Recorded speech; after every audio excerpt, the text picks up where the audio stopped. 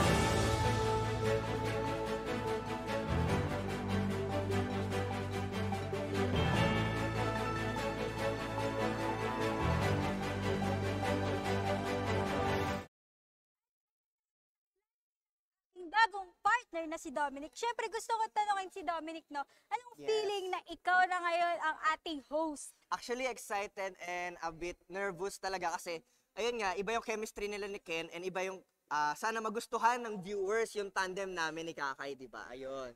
Yan. Siyempre, di ba, maraming episode nating makakasama si Yes. Dominic. And Looking syempre, forward. yes, di ba? And eto na nga, para sa ating next segment, Dominic, eto na ang G ka na ba?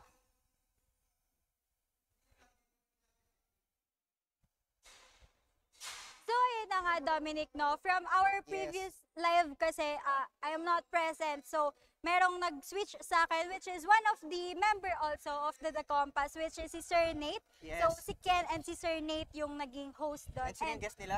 Ang guest lang naman nila ay ating mga batch, graduating batch officers. Yes, speaking of graduating batch officers, so nakakasama kasi namin sila sa preparation nila ng for the graduation ceremony. So, ayun, sobrang salute po sa inyo, salute sa mga graduating officers. Ayan, shoutout po sa inyo. Sobrang grabe yung sacrifices nila, guys. Kaya i-acknowledge natin sila and appreciate natin sila. Yes. Grabe, di ba? For the past few weeks Yes, talaga, sobrang busy sila yung sila. pinakatutok. Kaya, Ayan. thank you sa kanila, di ba? Yes, thank you so much. So, moving forward sa ating mga past events na ating ginawa. So, uunahin ko na ang High Flex General Orientation for the new students and old students. So, dagdag ko lang, we Student Council did a campus tour for the new students para naman maging familiar na sila sa mga facilities dito sa AIMS on their first day.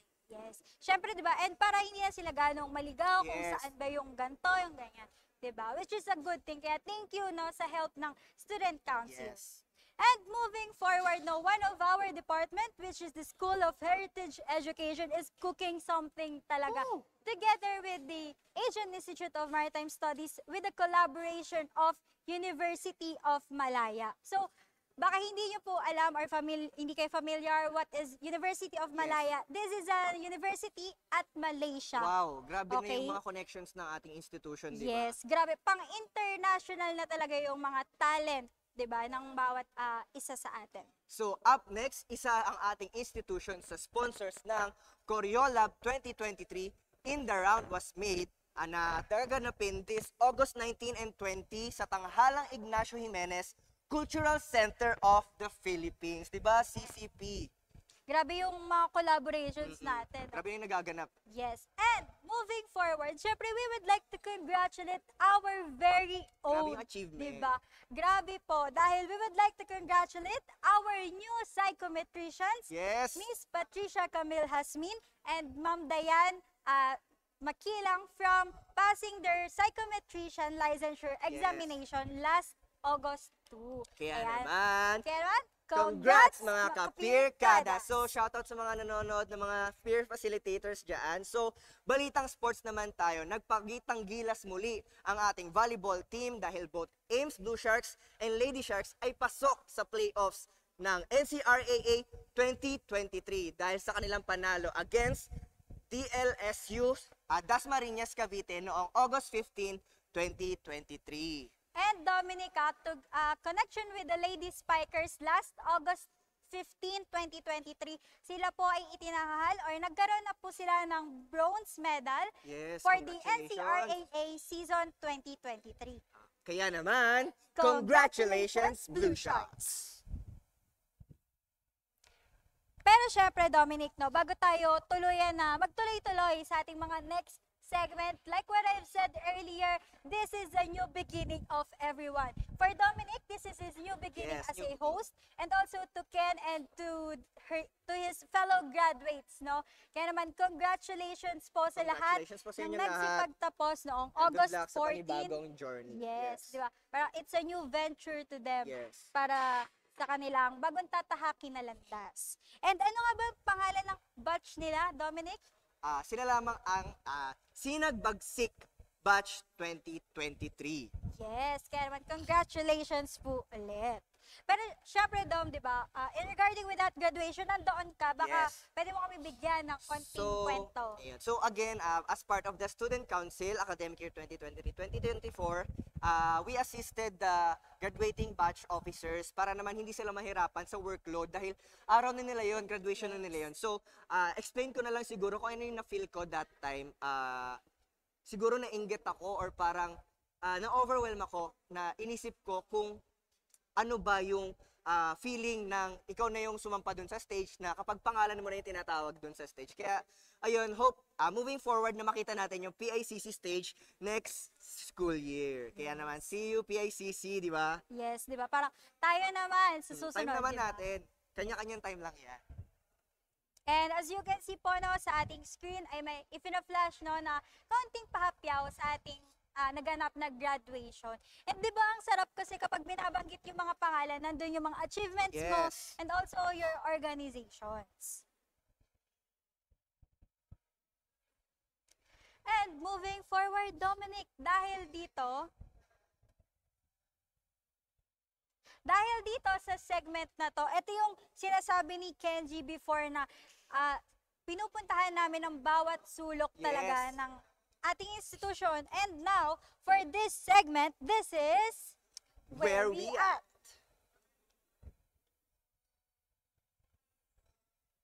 At nandito tayo ngayon sa napakahangin at napakalawak na lugar dito sa ating institution. So ano nga ba to, Dominic? So, di ba, medyo nalilito-lito pa siya kasi bago pa eh. So, ito ang tinatawag na Multipurpose Court or MPC. So, ano ba yung ginagawa dito? Isa na dyan ang Students Night, Intramurals, Mr. and Miss Ames, Ames Got Talent Finale, and last week dito ginanap ang graduation practice and baccalaureate maths ng ating mga graduates. Yan. Sobrang daming nagaganap po dito sa ating multipurpose court. Kaya naman, we are looking forward na magamit ulit natin itong MPC this academic year. Yes. Diba?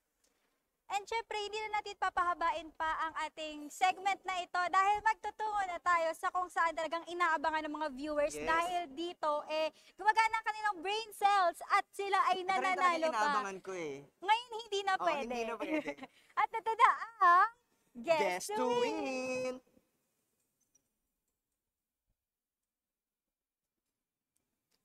So ito na nga for today's video, we will have 2 lucky winners na mag-uuwi ng tumataginting na 200 pesos worth GCash. Simple lamang ang aming requirement. Kailangan nyo lang masagot ang aming question of the day, and our team will pick 2 lucky winners for every correct answers. Diba? Simpleng-simple lang. Kaya naman, tutok na for a chance to win 200 pesos through GCash.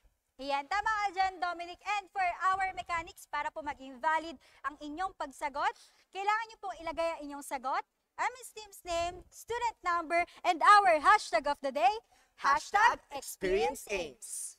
Again, Ayun na nga, di ba? Ulitin natin yung mechanics. Kasi ulitin baka natin may yung mga mechanics. bagong viewers, di Yes. ba? Again, ang atin pong mechanics ay sagot, aming team's name, your student number, and our hashtag of the day, hashtag Experience Ames. 8. At para po sa ating unang tanong, eto, panay tayo congratulate Tama. sa kanila. Binanggit diba? din natin to kanina. Yes. Kung nakikinig talaga yung mga viewers natin, malalaman nila to. Tama ka dyan. Kaya naman, fill in the blank.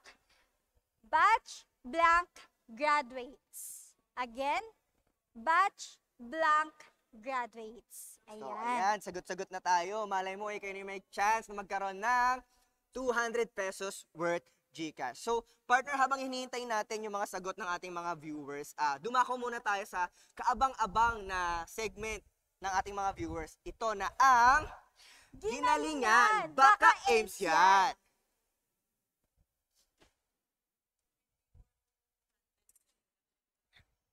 And ayan na nga po, no? Para po sa ating segment na ito, syempre meron talaga tayong mga guests na talagang kinokontak natin because they are Yes. relatable in this segment. Yes. Pero syempre, bago yan, magkakaroon na tayo ng second question. So, ito na nga guys, yung pangalawang tanong, di ba, inaabangan nyo. Mabilis lang. Pero kabilis. Sino ang nakalaban ng Ames Blue Sharks and Lady Sharks noong August 15, 2023? Ano ulit? Again, ulitin ko for question number 2, sino ang nakalaban ng Ames Blue Sharks and Lady Sharks noong August 15, 2023? So, Ayan. sagot-sagot na. Para po sa mga hindi nakasagot nung first question, this is your second chance. Kaya naman, bilisan nyo ang pagsagot. And moving forward, syempre, para po sa ating mga guests, we would like to call our freshies, first of all, Midshipman Renz Cunanan and Midshipman Kai Lorenzo.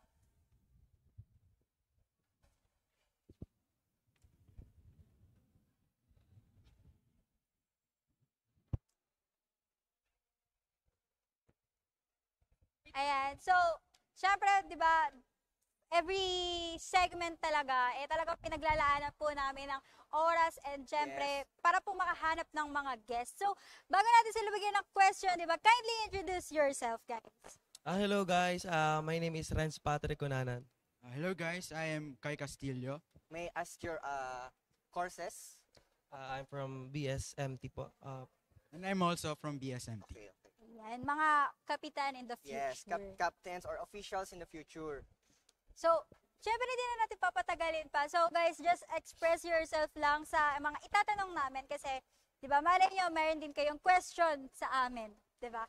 So first, no, siguro napakadaling tanong, why Ames? Sige, Ako ba? unahin natin si Kai.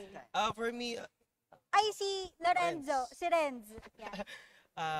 for me Ames kasi dati talaga gusto ko talaga marine talaga student. So, ang dami ko kasi hinahanap and hindi walang time. So, malaki din yung mga tawag ito tuition. So, yung Ames kasi may opportunity sila.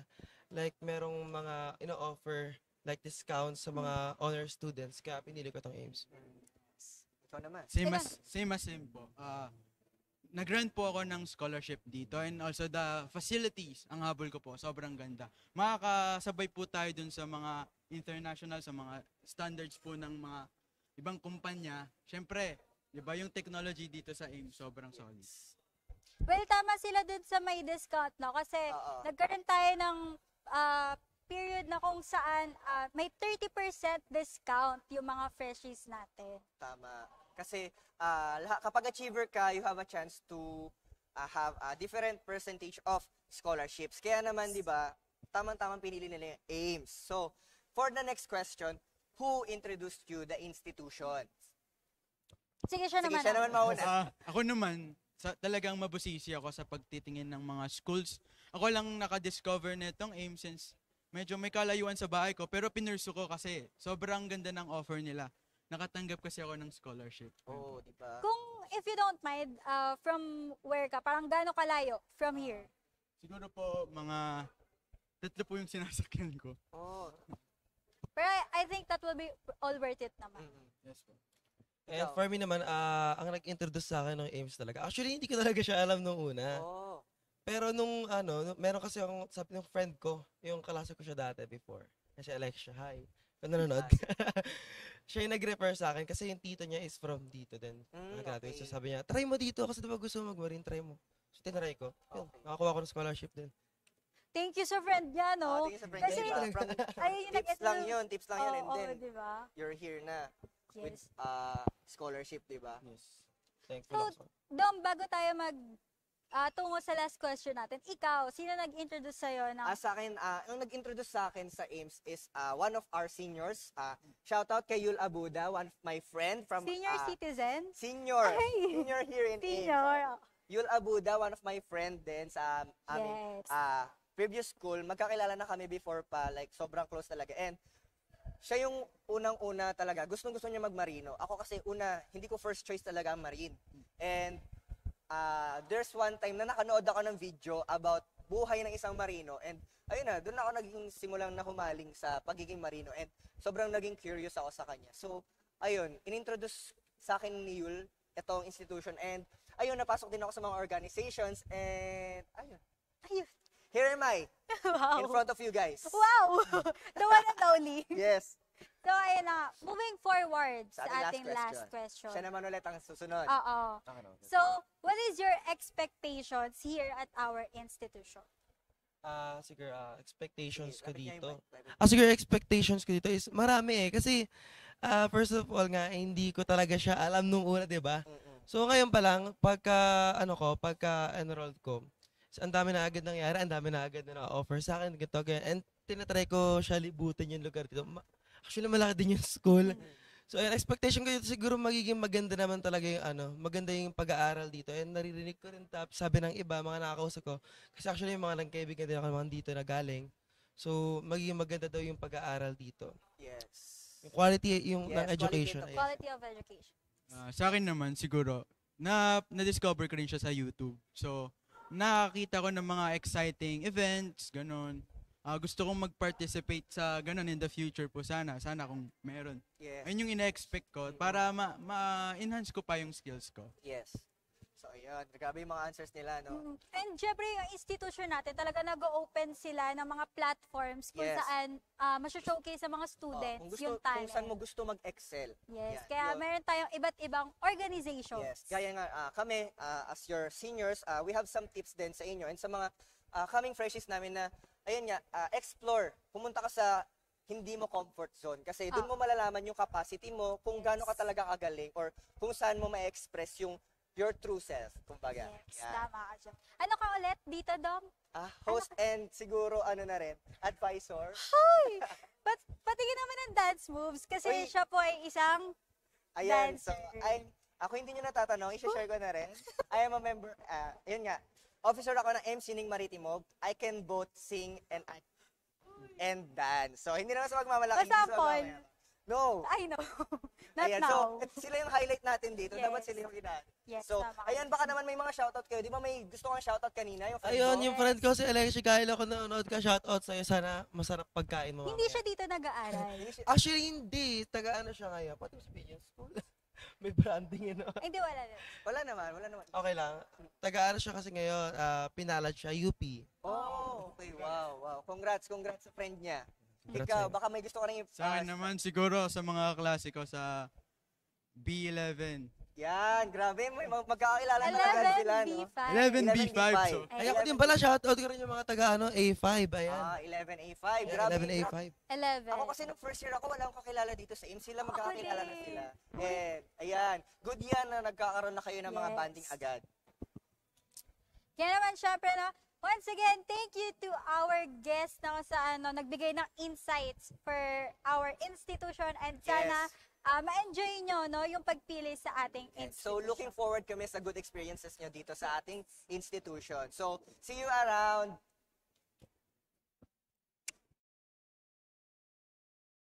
Our guests from freshmen, Kyle Lorenzo and also Renz Cunanan.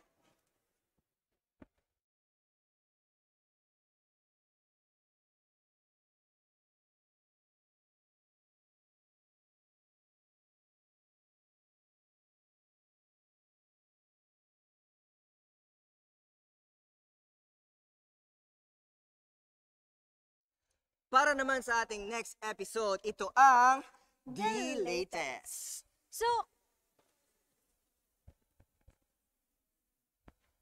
Para naman sa ating episode, ito ang The Latest. So, ayun na nga, Dominic, no? Ano pa nga ba yung mga dapat nilang abangan for the following weeks? Sa ating mga fellow Aimsians, here are the ganaps na dapat nyong paghandaan. So, isa na dyan ang Nababaylan, an ethno tale in physical theater ay maglalayag na sa August 19 and 20, 2023 sa CCP.